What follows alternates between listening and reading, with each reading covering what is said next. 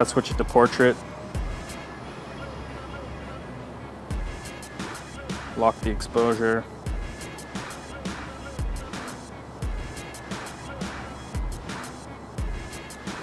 Alright, and as you can see, it adds depth to the shot. So if we lock focus here, looks like it's overexposing a bit.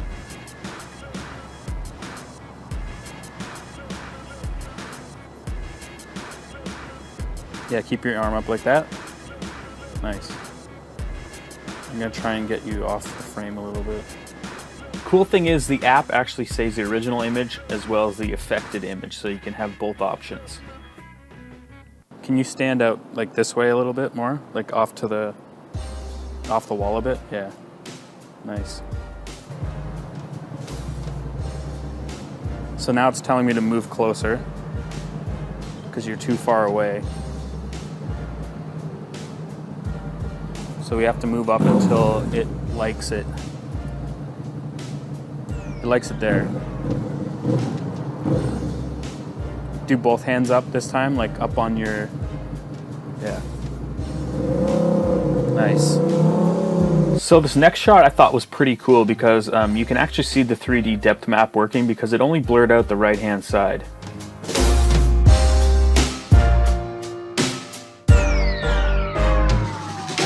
Alright, so before we go into the next shot here, I just want to show the phone on a tripod, comparing it against the X-T2 with the same type of 56mm focal length.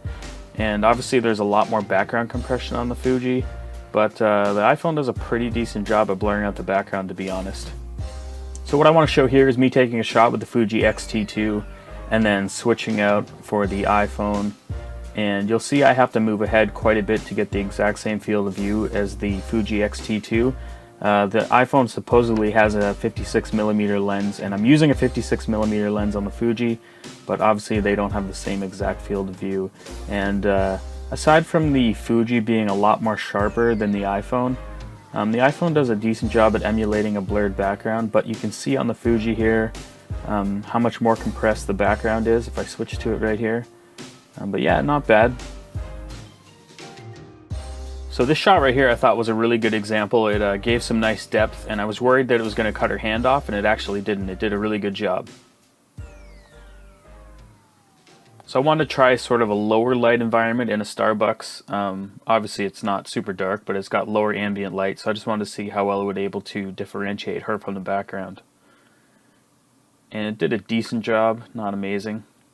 So the portrait mode will actually work on other things other than human faces. It works on flowers and stuff like that, and you can see the background's kind of weird around the hard edges.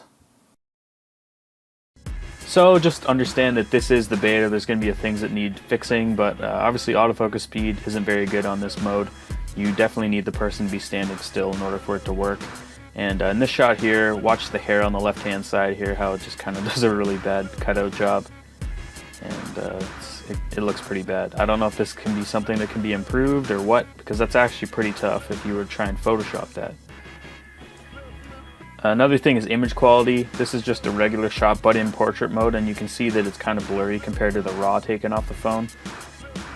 And another issue is low light. It looks like it's just using a digital zoom. Doesn't even look like it's the real telephoto lens. It's kind of blurry and grainy and kind of bad.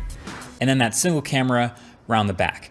Okay, so Apple won't tell me if it's the same camera as the 8 or the 11 or a completely new system or a hybrid of parts, but it is a single camera system and it's a pretty good one. Photos from it definitely look like familiar iPhone photos, as you can tell. When you give it enough light, it's right up there with the best, minus the fringing on close-up subjects that we've seen on some other phones because this sensor is still so small.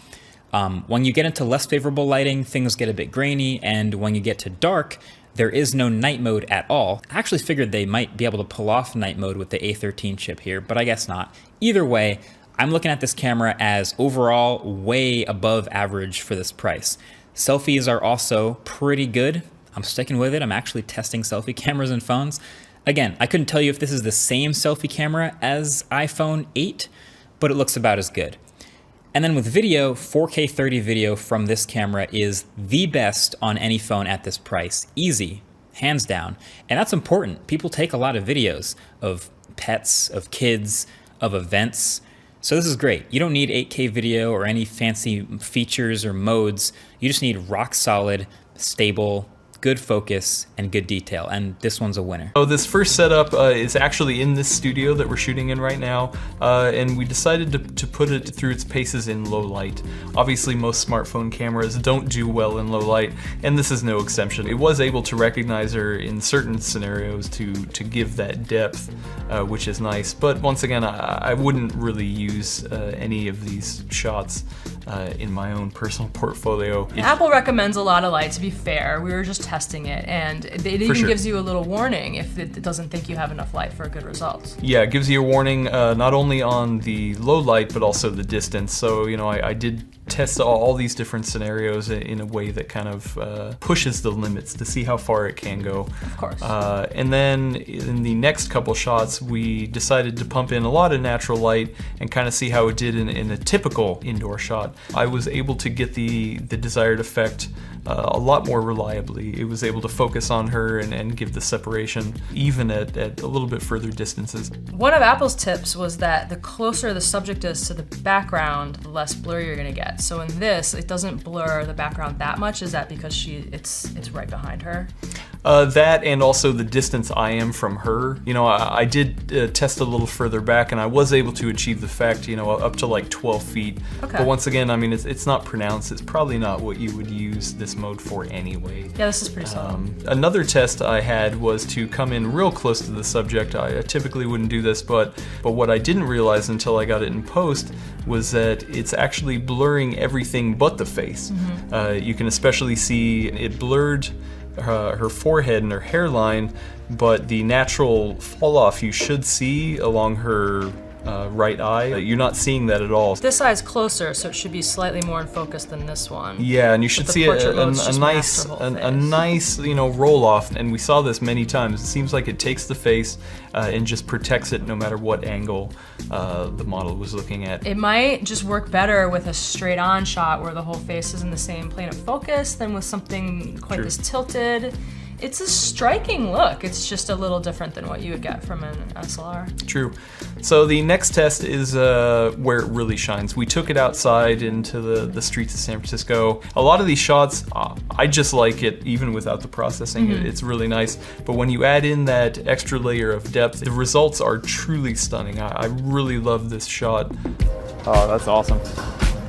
As you can see, in an area it does struggle is with the hair. San Francisco is a very windy place, so hair is kicking up all over the place.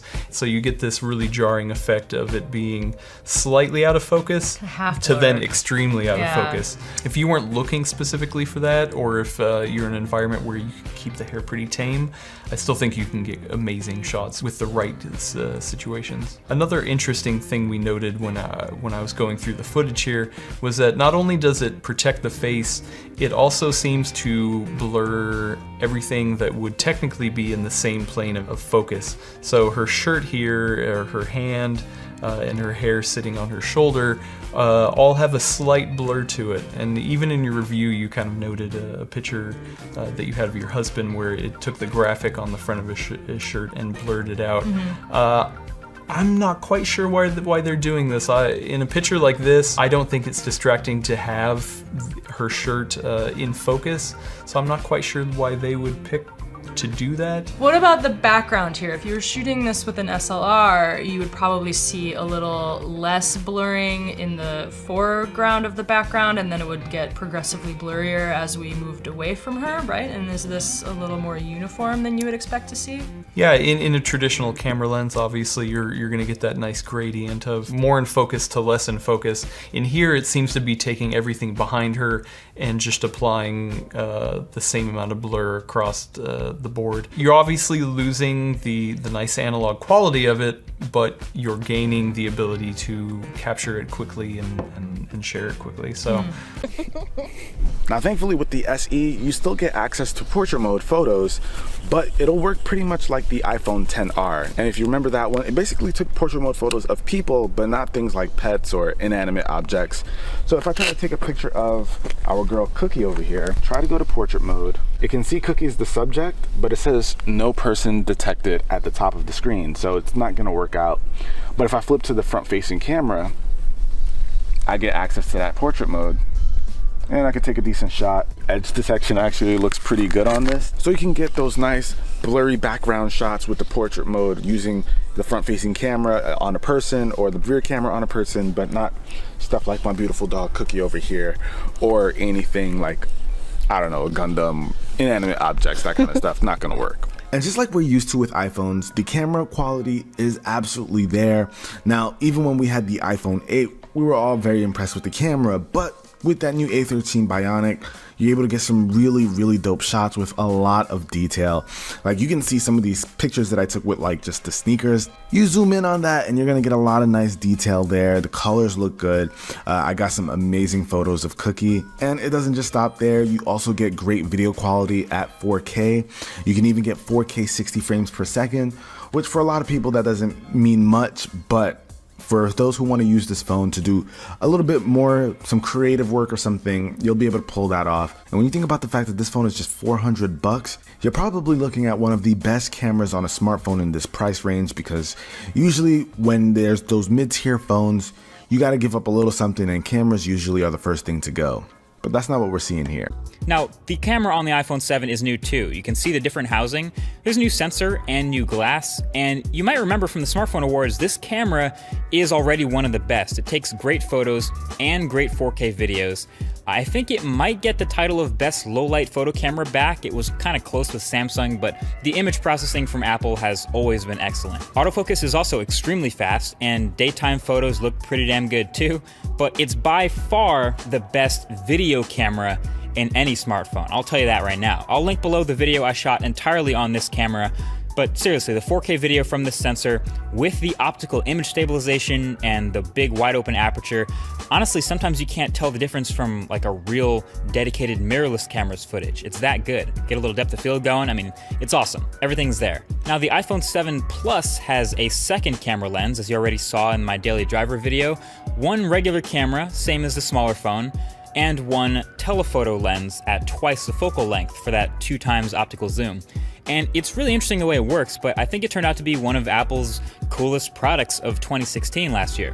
Basically, when you're all the way zoomed out, you're not just getting data from the main camera, as you would expect, but it's also actually intelligently using some imagery stitching in from the telephoto camera as well to make it a little bit sharper and a little bit more detailed in the center of the frame. Now, sometimes it uses lots of that data, sometimes none at all. Like if you accidentally cover the telephoto lens with your finger, for example, it doesn't use anything from it. But when you start to zoom in a bit, it continuously, intelligently analyzes how much of the information to stitch in, and then you can actually see it completely switch over cameras when you get to 2x zoom. It's subtle, but the tiny change in exposure is there, you can see it, and from what I've seen, it actively does this switching during video recording too. So dual cameras is pretty awesome and it works really well. You can only get it obviously on the bigger iPhone, which is why I guess a lot of people don't get to play with it, but through software updates, stuff like portrait mode is getting better every day, and so basically if you're into photography or videography, the iPhone 7 Plus is the phone to get.